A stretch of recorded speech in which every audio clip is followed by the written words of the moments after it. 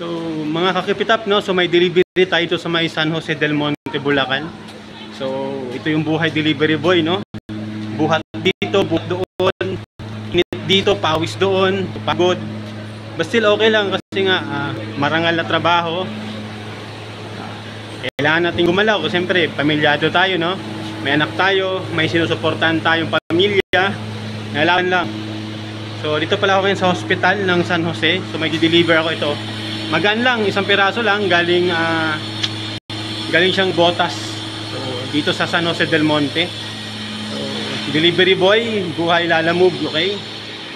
So magaan lang naman, minsan tsambahan, minsan may mabigat, minsan may magaan lang. So dito po tayo ngayon, hinintay ko na yung client, no, para i-receive niya yung delivery natin. So ang init pero laban lang, di ba? So inom lang na maraming tubig. At the same time, dasal lang din, no, na sana iswertehin yung bawat biyahe natin. Manalo tayo araw-araw sa buhay. Okay, normal lang mapagod, normal lang na minsan tama rin tayo. Laban lang kasi dito talaga ang buhay eh. Kailangan nating lumaban. Okay, so keep it up.